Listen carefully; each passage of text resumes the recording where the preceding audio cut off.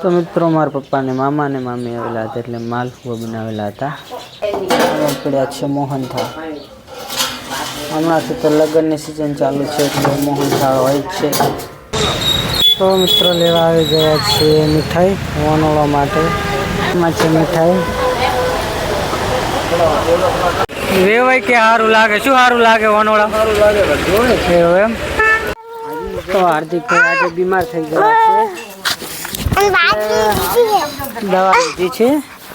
તો ગાઈસ ગોળો ખાવા માટે આવી ગયા છે બંને ભાઈ. ગાઈસ ગોળો જામ જય ભોલામાં ગોળો ખાવા માટે આવી ગયા છે બંને ભાઈઓ. ગુડ મોર્નિંગ, જય શ્રી રામ, જય દ્વારકાધીશ મિત્રો. ઘણા દિવસ પછી તમારું આપણા નવા વ્લોગમાં તમારું હાર્દિક સ્વાગત છે. તો મિત્રો 4-5 દિવસથી આપણે બીમાર થઈ ગયેલા હતા એટલે આપણા વ્લોગ હમણાંથી આવતા નહોતા અને આજથી આપણે રેગ્યુલર વ્લોગ અપલોડ કરવાનો ચેલેન્જ લઈ લીધો છે. તો આજથી આપણે દરરોજ વિડીયો બનાવીશું અને વિડીયો અપલોડ કરતા રહીશું. તો મિત્રો મારા પપ્પા ને મામા ને મામી આવેલા હતા એટલે માલપુઆ બનાવેલા હતા. પડ્યા છે મોહનથાળ. હમણાંથી તો લગ્નની સિઝન ચાલુ છે એટલે મોહનથાળ હોય જ છે.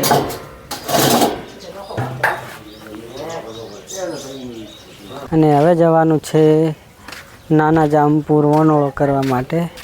મારા પપ્પાને ભાઈબંધને છોકરીના લગ્ન છે એટલે જવાનું છે ત્યાં. અને અહીંયા જમવાનું બનાવી રહ્યા છે. શું કહો? ઓય. અને ફળિયાનું શાક બનાવી રહ્યા છે. તો ફેમિલી હવે આપણે નાહી લીધું છે અને માહીબેન પણ તૈયાર થઈ ગયા છે. અને આજે આપણે 4-5 દિવસ પછી હવે બ્લોગ પાછો શૂટિંગ કરી રહ્યા છીએ.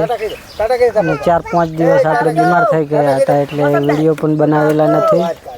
અને એક બીજી જોન આવી હતી તેમાં પણ આપણે નહોતા ગયા. આમાં જો માહીબેન પ્લાઝો બ્લાઝા પહેરી અને તૈયાર થઈ ગયા છે. જો તો મિત્રો લેવા આવી ગયા છે મીઠાઈ વનોળા માટે.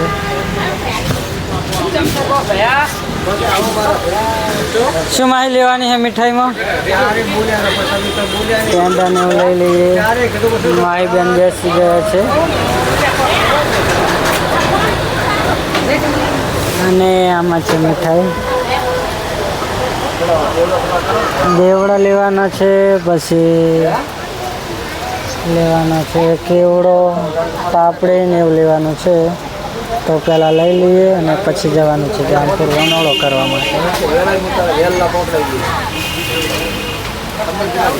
હાલ થરા આવી ગયા છીએ.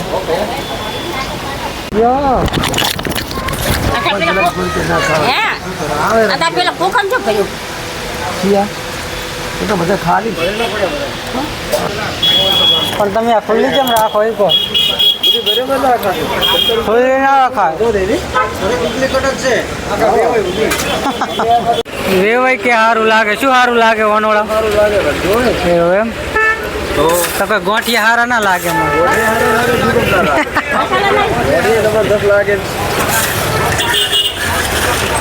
અને હવે જલેબી નહીં લેવી?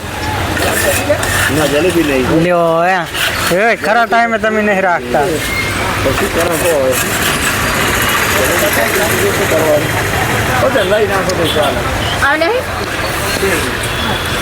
છે બધા વેવાય છે આજુબાજુ. અને આ બાજુ કામકાજ ચાલુ છે. પાણી પીવું હે? આમાં કાજો કારીગર અહીંયા કબાટ બનાવી રહ્યા છે. અડારા ફિટ કરવાના છે.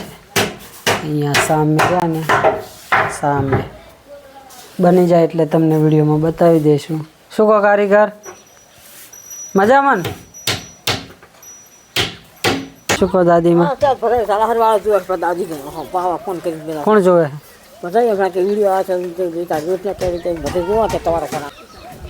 એના બધા નીચે કરી ગયા ફૂલડા. જો અત્યારે અમારા ઘરે નીચે પડ્યું, બધી રમણ ભમણ પડ્યું છે.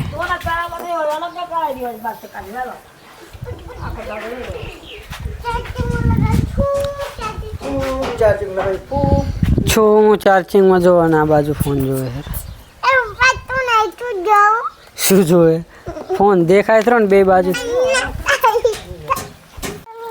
તો હાર્દિકભાઈ આજે બીમાર થઈ ગયા છે, દવા લીધી છે. હાર્દિકભાઈ માટે લીધી છે દવા. ઊંધી જેવું વાતાવરણ થઈ ગયેલું છે, એટલે હું જે તમાકુ બાગ ઢોંક્યા વગર પડી હતી એ ઢોંકવા માટે આવ્યો છું. અને 2-3 દિવસ પહેલાં મારે બંનેવી લઈને આવેલા હતા ટ્રેક્ટર. ત્યાં બધું ખેડવાનું હતું, ખેડી દીધું છે, બહારું કરી દીધું, રાંપ અને કલટી હાંકી દીધી છે. જોયેલા બધી શેડી નાખી છે, બાજરીવાળા સિવાય ખાલી. અને તે સમયે હું બીમાર હતો, એટલે વિડીયો બનાવવાનો ટાઈમ જ નહોતો મળ્યો. આ વિવાહ ગાળો હતો એટલે બહાર ફર્યા ને એટલે ગરમી ચડી ગયેલી હતી, એટલે 2 બાટલા ચડાવ્યા. ત્યારે આપણે સાજા થયા છીએ કમ્પ્લીટ. હવે એ ઢોકવા માટે આવે છું.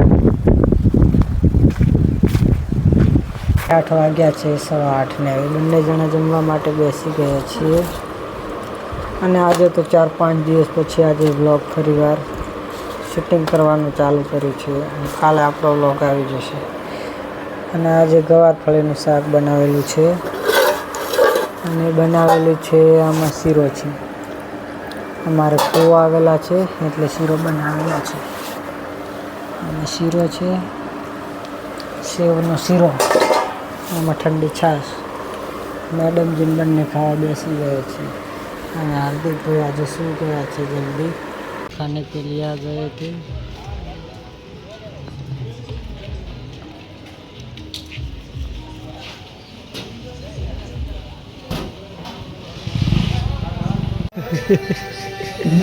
તો ગાઈસ ગોળો ખાવા માટે આવી ગયા છે બંને ભાઈ. ગાઈસ ગોળો જામ જય ભોલેમાં ગોળો ખાવા માટે આવી ગયા છીએ બંને.